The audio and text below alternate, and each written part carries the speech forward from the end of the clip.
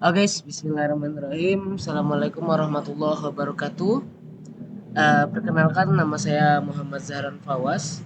Di sini saya akan mempresentasikan implementasi sistem terdistribusi terkhusus untuk distribute mutual exclusion, distribute deadlock detection, dan agreement protocol. Nah, di sini saya ngambil blockchain ya teman-teman. Dengan nama saya sendiri Muhammad Zahran Fawas dengan NIM 2303 015097.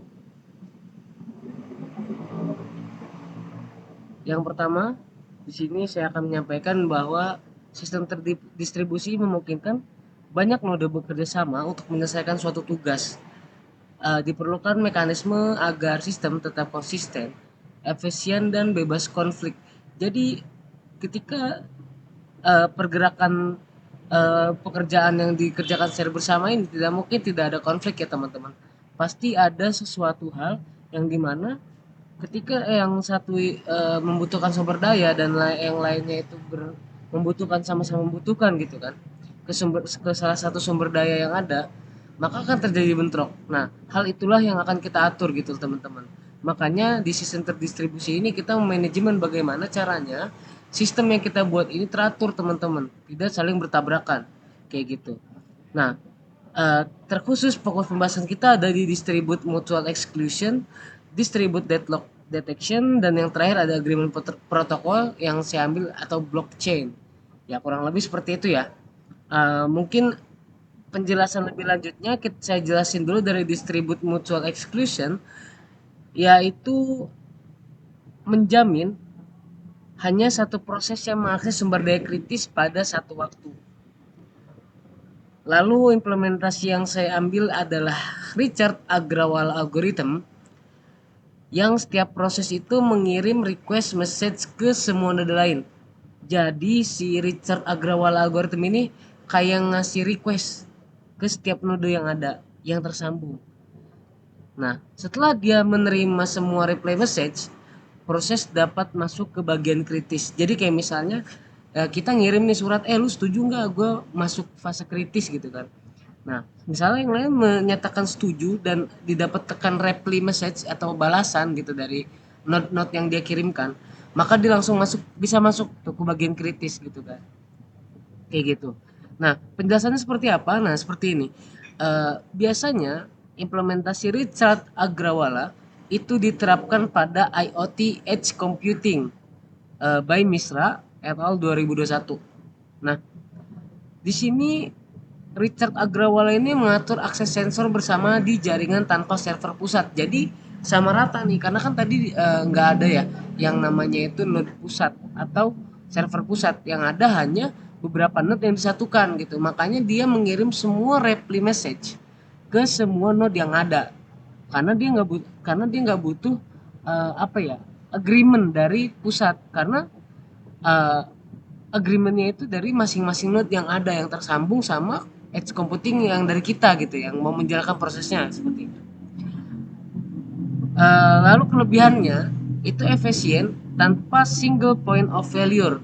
Nah, mungkin teman-teman kurang apa namanya agak kurang tahu ya.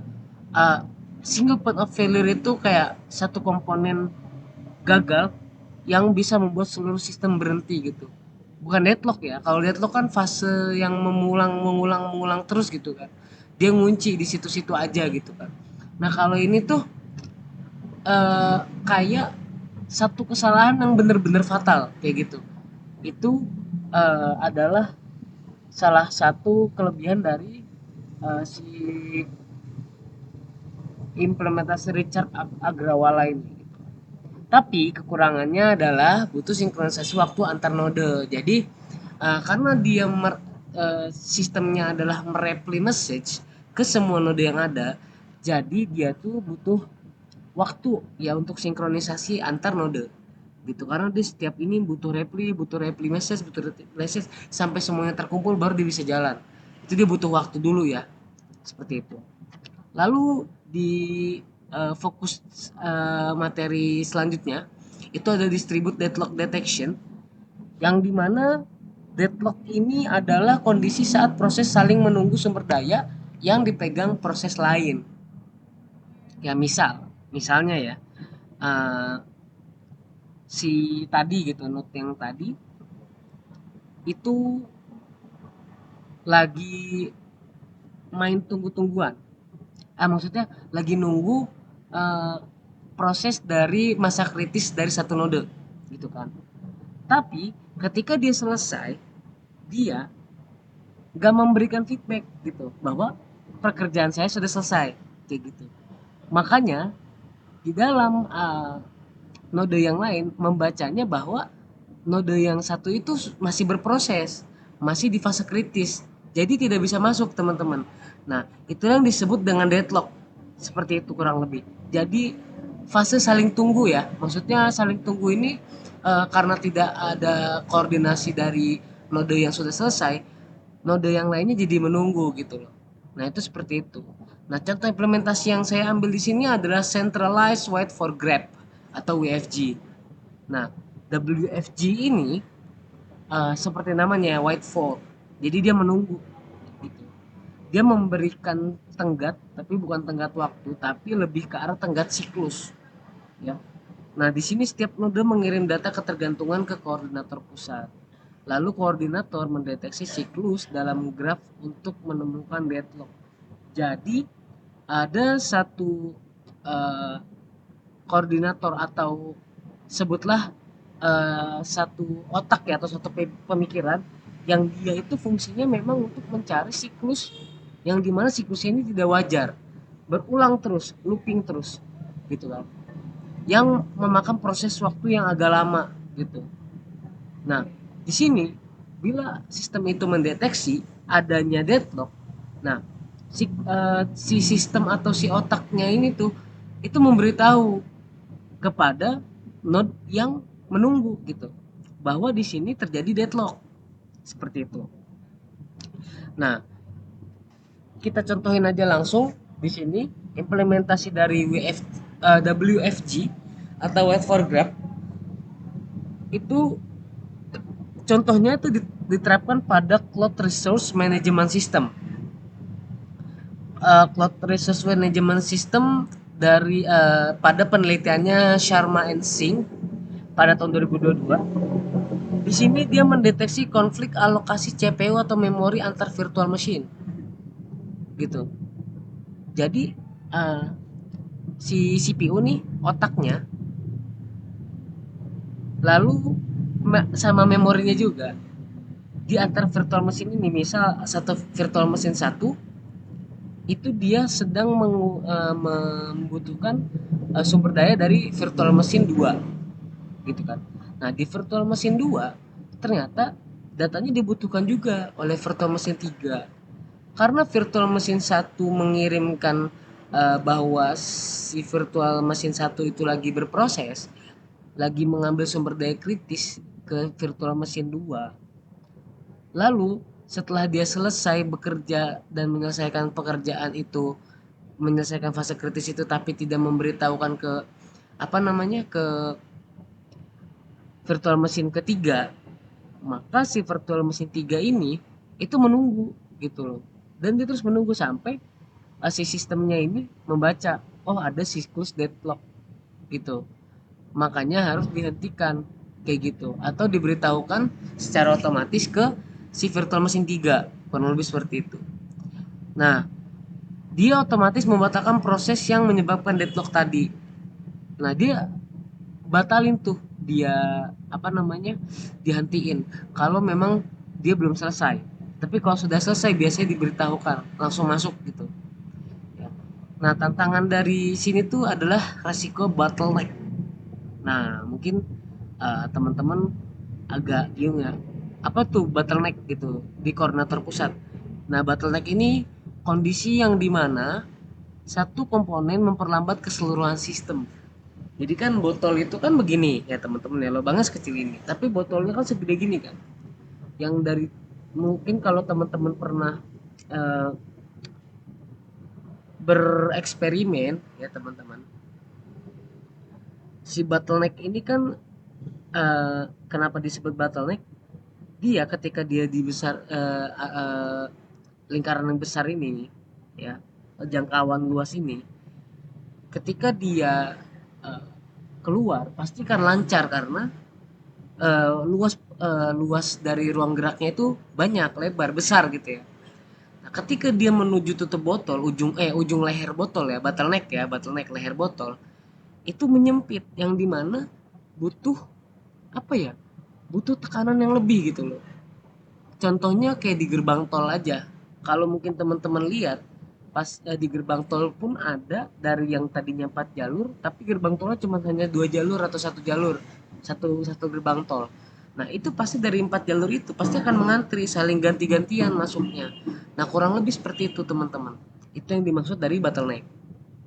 Oke kita lanjut lagi ke agreement protokol atau protokol persetujuan. Nah, di sini seperti yang tadi di awal saya sampaikan, saya mengambil blockchain. Tapi sebelum nyampe situ, kita harus tahu dulu apa sih agreement protokol itu. Nah, jadi agreement protokol itu untuk menjamin seluruh untuk menjamin seluruh node mencapai keputusan yang sama. Ya, implementasi nyatanya itu ada di proof of stake, consensus mechanism. Node dengan aset terbesar memiliki peluang lebih besar dari validator yang digunakan pada contoh ya Ethereum 2.0 dan sistem interblockchain communication. Jadi lebih ke arah uh, sistem untuk apa ya? Untuk mengapprove lah jatuhnya gitu kan. Memberikan seperti yang di judul gitu, persetujuan gitu. Jadi dia itu memberikan apa ya, memberikan kayak voting jatuhnya ya, lebih dari lebih lebih kurangnya kayak voting. Dia menyebarkan voting kepada seluruh node yang dimana node dengan aset terbesar itu lebih besar peluangnya. Jadi ketika node yang paling besar ini oke, ready, yang lainnya tidak, bisa jadi node yang besar ini itu mewakili suara dari beberapa node. Jadi sepengaruh itu ya jatuhnya, kayak kayak kita deh di masyarakat gitu kan. Agreement protokol ini kayak contohnya kayak misalnya pilkada gitu kan. Suara dari si ini nggak jauh lebih nggak kayak pilkada ya, kayak bersosial di sehari-hari. Kata-kata mutiara dari seorang orang yang miskin lah bisa dibilang ya, atau orang yang kurang atau berkecukupan, itu suaranya nggak lebih bagus daripada suara kentutnya orang kaya. Mungkin teman-teman pernah dengar seperti itu. Nah, tapi di sini adalah bukan tentang bagaimana kita bersih, tapi bagaimana masing-masing sistem ini itu mempunyai bobot gitu. Yang dimana bobotnya ini nanti tergantung sama satuan apa gitu. Nah, ini kan dipakainya di dalam Ethereum ya. Kalau misalnya mungkin teman-teman suka trading-tradingan, nah ini Ethereum 2.0. Dia pakai sistem interblockchain. Sorry, dia pakai sistem blockchain yaitu proof of stake gitu ya. Nah, terakhir yaitu kesimpulannya, Richard Agrawal algorithm di distribute mutual exclusion itu mengatur akses sumber daya secara adil. Jadi nggak inilah, nggak pandang-pandang lah ya, dia adil gitu, maksudnya secara urutan gitu ya, ngantri lah gitu ya bahasanya. Lalu centralized WFG itu mendeteksi kebuntuan proses di sistem cloud. Jadi dia yang mendeteksi bahwa sistem ini nggak berjalan nggak sih gitu kan. Itu centralized WFG. Lalu proof of stake itu menjaga kesepakatan global di sistem blockchain seperti yang saya bilang tadi.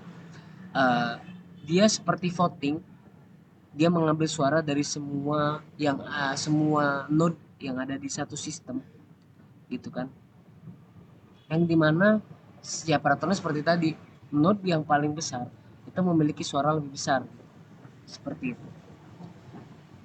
Kesimpulan akhirnya adalah ketiganya membentuk dasar sistem terdistribusi modern yang efisien dan aman.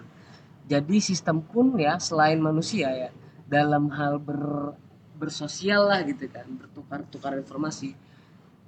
Sistem pun butuh keamanan teman-teman, dan butuh efisiensi agar terhindar dari eh, yang seperti tadi ya, kesia-siaan karena dia menunggu, kesia-siaan karena dia nggak aman gitu kan, kayak gitu teman-teman. Oke, ini adalah referensi-referensi yang bisa teman-teman ambil. Ini saya dapatkan, dan harusnya ini ada satu lagi ya, referensi dari AI gitu kan.